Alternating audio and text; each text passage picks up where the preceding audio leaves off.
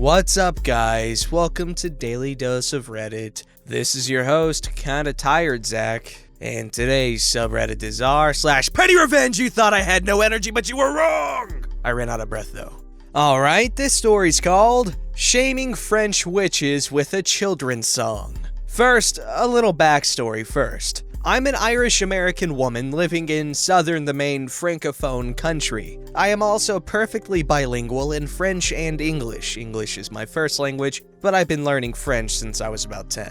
I'm now 34 and have been in the original francophone country for 5 years. Suffice to say, my French is basically flawless at this point. Now, in this francophone country, there is a subset of the population that is less than kind of foreigners. Now, I work in a steel foundry machine shop, and my company has another American woman in the office staff, who is also one of my close drinking buddies. Because we both, at the time, lived in the same district of our city, we often rode the same bus home. Because she is not quite as fluent in French, we often speak in English when together. It's easier for most subjects, anime, clothing, esoteric topics, etc., and all that. Well, one day, this didn't go over very well with two older women. We had gotten on near our work site and had taken a seat, happily discussing a new anime that had come out on Crunchyroll a few months before. They must have been on since the beginning, as the bus originated from a small village on the other side of the foundry from the city. 10 minutes after boarding, we began to hear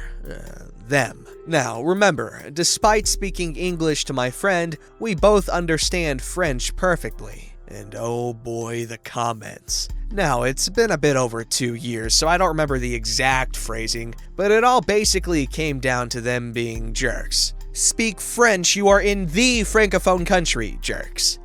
Listen to these stupid Americans. I wish they would actually learn the language. You know how they think, always need to be the center of attention. They have the IQ of an oyster. Sorry, I'm turning German. A particularly French way of saying stupid. Surprised they undress like a pair of €2. Insert derogatory term for a specific kind of worker. This went on for the entire journey. Now, I have just as low an opinion of most American tourists. I'm from a US West Coast state known for being green and weird. And while we are a friendly bunch, I often joke about how folks from a state known for Apple and the film industry are the most invasive species in my state. And so, I take exception to being compared to garbage tourists. I'm also a petty jerk, and both me and my friend knew these women did not speak English, as we had tested the theory by calling them bitter old dingbats and other insults that don't translate easily into French. So we hatched a plan.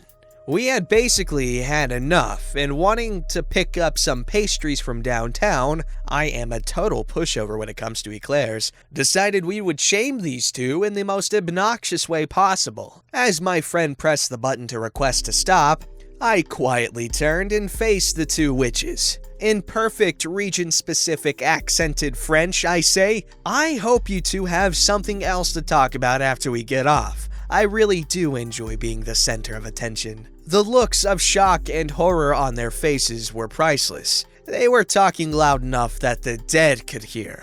This was where my friend joined in. I guess as dumb American derogatory terms, we should start learning French. Say, I know a song we can practice with. As the bus stopped and we stood up, singing Frère Jacques at the top of our lungs, loud enough that everybody could hear, we got off the bus, still singing as the bus pulled out, the driver grinning like an idiot and several other passengers laughing as these two women tried to hide their embarrassment.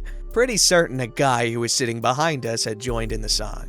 We got eclairs at one of my favorite local places, which was still a ways from our homes, but damn, the walk was worth those pastries. Moral of the story, don't assume that the foreigners speaking a different language don't understand you. Edit, just for the record, the reason I speak a specific version of French is because my tutor comes from Bordeaux, so I have a lot of her colloquialisms. Likewise, what I did was not illegal, just obnoxious. Edit 2. Another for the record, my written French is relatively horrible. Wow. No shame in admitting my translations in the comments will probably look weird. I'm still trying to figure out where colloquial crosses into writing when it comes to the language.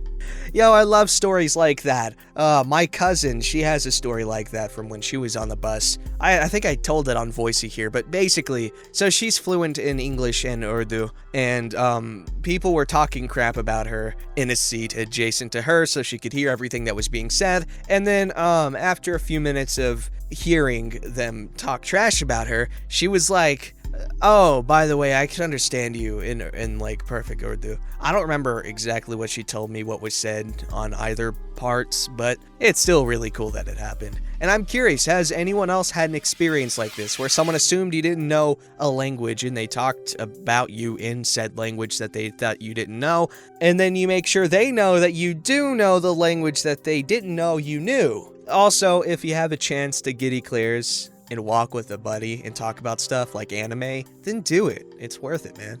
This story's called Call Me a Baseball Pitcher? Have fun getting home. This happened a few years ago when I was in school. I was friends with this guy, who we'll call Dan. Dan and I were pretty close. We're the people who almost dated but never did. But I went to his house a couple times. He lived even further than me. The journey home was about 1.5 hours for him by bus. Suddenly, he stopped talking to me for no reason, and stopped waiting for me as we used to take the bus home together. I asked him what the issue was. Apparently, a girl he was talking to thought I was pretty clingy, and didn't trust him when hanging around me. We then had a huge fight over this, ending with him calling me a baseball pitcher, amongst other things, especially stuff he knew I was sensitive about. I then obviously hated him, and was going to let it go, until a week or so later. I went to class, and there was his travel card. It had clearly fallen out of his pocket. I simply placed it in between textbooks that were stacked behind me. Dan wouldn't have been able to get home without the card, and I assumed he didn't have his debit card on him because he never does. He then wouldn't be able to replace it for a week at least, which would change the transport cost from free to double his week's pocket money. I overheard him telling someone the next day that his mom was mad that he lost it, and he had to stay around school for over an hour as his mom had to finish work, then collect him. It wasn't a huge inconvenience, but it felt very good that it had made his day a little worse. Edits by talking to, I assumed there was some sort of romantic intentions. However, according to mutuals, nothing happened between them. When he stopped talking to me, this was completely sudden. He talked to me at break, and then I didn't see him at lunch. And I waited for him after school as always, as we would always catch the bus home. I ended up waiting for 15 minutes before I assumed he'd left earlier. However, in the past, he'd always have texted me if he had to leave quickly. This caused me to wait longer for the bus and be home later, which is why I thought this revenge was particularly apt. The travel card would only have a small bit of money on it to be used on transport, and as soon as a new one was ordered, the old one would be invalid and the money would be on the new one. Fellers and fellatresses, if a peep you're trying to talk to gets all weird about your friends, I don't think they're the most mature individual if they can't see that, friendship is one thing and something else is something else. Personally, I'm just kinda naturally flirty because it's a lot of fun, but that is dramatically toned down to the point of non-existence if I'm in a relationship. So both parties gotta be mature and there's gotta be some sort of trust there. Just don't be controlling, man. You're gonna ruin friendships. And that guy, he had to wait for his mom to pick him up after school. That's pretty embarrassing. Alright, this story's called Tell Me to Cover Up in My Own Yard? Be beholden to my thighs every summer. So this is more of an annual revenge thing. About 5 years ago, a greedy councilman put up 3 two-story apartments next door to our house. One of these has a direct view of our pool area, and a grouchy woman and her husband moved into it. Any hoot, as we have done in the 15 summers before they got there, we all went for an afternoon swim. The woman was on her balcony and made a huge dramatic fuss about going back inside and closing her curtains. She then screeched at her husband when he tried to go outside. It's not like we were indecent or anything, just in our swimsuits. We laughed about it and continued having a nice afternoon at the pool while she roasted inside. A few days went by and I decided it was too hot to be inside and went for a dip. I was in the middle of uni and this was the only time I'd leave the house between assignments and tests. Now, I do not have a body that stops traffic. I am a regular plump human whose Dorito-loving habits have begun to show around the lower body area. I take off my sarong and jump into the pool. After a few minutes, I sense someone watching me. Look up and find a man on the balcony smoking and staring right at me. I make a bit of an aggressive, "What?" gesture and he scurries back inside, only to return with a woman in tow. The conversation went something along the lines of, Excuse me, could you not swim when my son is out here smoking? He just lost his job and this is the time he'd normally smoke, and you're out here naked and distracting him. Ew, he's the age of my dad. He can smoke on your front balcony, and I've lived here for, at the time, 15 years, so you can't blame me for being here naked, which I'm not. I'm swimming. I'm just asking you to be considerate, okay? At this point, the grown-ass man-baby was looking smug. If you don't like it, then move. And I continued swimming. They stood there for another 5 minutes before once again going inside and closing the sliding patio doors and curtains. Also, I was not naked or indecent. I wear full swimsuits because I'm a little insecure about my belly. See paragraph about the Doritos. I told my parents, and the next day my mom joined me in the pool to show them, and I quote, "What real traumatizing thighs look like." But that got me thinking though. I could make their summers a living hell if closing all their curtains was how they'd go about seeing us in the pool. So now, every summer, weather permitting, I go out and flash my thighs for a few hours in the afternoon and have them roast up in their apartment. It's been 5 years of this, and I will continue doing this until the day I leave home. Edits, I want to thank everyone who's giving me ideas to be even more petty. My mom and I are getting a good chuckle out of it, and I am now on Amazon looking for the hairy dude swimsuit. Also, you guys have been so wholesome about this, my Dorito thighs give thanks for the acceptance. The audacity of these people, okay? It's one thing if they're like in their front yard, maybe, and that's a big old maybe. But at this point, the apartment people should be checking themselves because they're the ones who are peeping on people in the swimming pool. That's a little weird. They can mind their own business. Also, OP, you continue to flash your gloriously beautiful Dorito thighs, okay? Don't let anyone stop you. I mean, within reason. There's certain places you shouldn't. Alright, this story's called Revenge on a 16-year-old Son Who Spent All His Money on Weed. I wasn't a bad dad. He turned out pretty good. Journeyman electrician, works at a Fortune 500 company. Anyway, when he was 16, a long time ago, he needed $30 for a school trip. I gave it to him several days in advance. The night before the school function, he told me he'd spent it and needed another $30. I finally forced it out of him that he'd bought weed. I don't have a problem with that. If you put all the things I've smoked in a pile, it would be bigger than a house. But now, he needed more money. So I said, okay, you go with me to the store and do what I ask. I'll give you more money and even throw in a little extra. He agreed, having pretty much no choice. I grabbed something out of the kitchen on the way out. We went to Target, kind of an upscale joint around here for simple crap, but before we got out of the car, I told him the deal. You have to wear a hat made of this aluminum foil and you can't talk to anybody. If somebody says something or asks you a question, just mumble, "I can't take it again. Not like last time." He agreed. I made the hat, included a little point on the top and 2 flaps that covered his ears. I put kind of a tail at the back. It looked perfect. I walked around the store and he had to stay at least 10 feet away so people wouldn't think we were together. I heard him mumble unintelligent crap a few times as people stared and walked past. He never broke character and walked through nearly every section. electronics, toys, men's and women's clothing, auto, pharmacy, food. It took nearly 45 minutes for me to grab the 3 things we went for.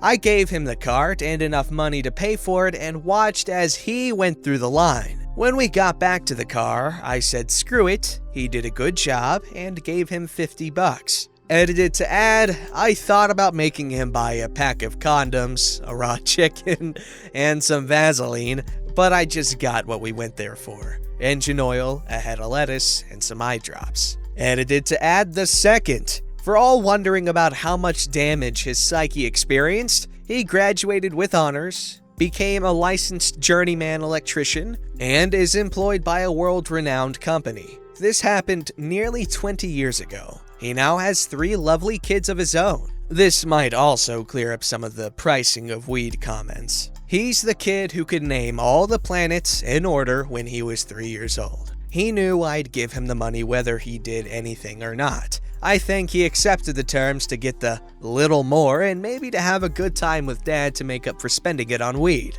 I am quite proud of him. That's an adorable story. That's some decent parenting in my opinion, okay? Because you know what? Yes, his kid did smoke weed. However, it's a good thing that he eventually told his dad, and his dad didn't freak out on him. Now, I'm not saying, yeah, let your kid smoke weed, but, you know, if they do something that it's not necessarily good, but they at least tell you about it, then I feel like you're doing something right. Unless they're telling you because you don't care, but you do care. That's what we're talking about here. Alright, so this story's called Jackass is Sitting in My Pre-Booked Seat? No problem. No problem at all. My country's trains have a slightly infamous issue with people wrongfully taking seats that have been reserved in advance. When you book a seat, you always get to pick your seat when booking online. Your name, or reservation number if you want to stay anonymous, gets displayed over your seat. There were some issues with the reservations not coming up properly, which eventually got resolved. But people got used to the chaos of having to duke it out to get your correct seat. In response, the railway company started introducing customer service agents. In reality, these staff are part ticket inspectors, part security. This story takes place about 1 week after these agents were introduced. So I boarded my train, returning to the city I live in after visiting my family for the weekend. The train was about halfway along its route, and there were a lot of empty seats. This is important. When I arrived at my seat, my name was above it. I found it occupied by a dude about halfway through a 6-pack of beer. I told him that was my seat, and asked if he could move to one of the many unoccupied seats on the carriage. He refused and started cursing me out of it, saying he got there first and I could sit in one of the unoccupied seats, generally being a bit of a bastard, throwing his empty cans out into the aisle. At this point, I could have given one of the customer service guys a heads up and have them persuade the guy to move to one of the empty seats. But honestly, that didn't feel satisfying enough. Cue PettyRevenge. Looking above his head, I could see that the seat next to him was booked from 3 stops down the line. I also knew that 2 stops down the line was when most commuters got on the train. I plonked myself down in the other pre-booked seat directly next to this dude, rather than sitting in one of the unreserved seats. The jackass in my seat settled back down with his cheap beer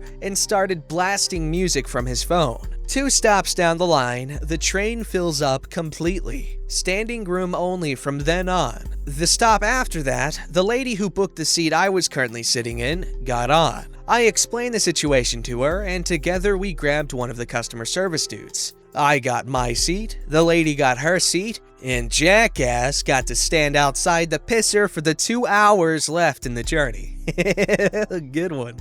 I was wondering where they were going to go with this, but they waited until there was no more sitting room left. Smart. Don't forget to like, subscribe, and hit that bell to never miss an episode.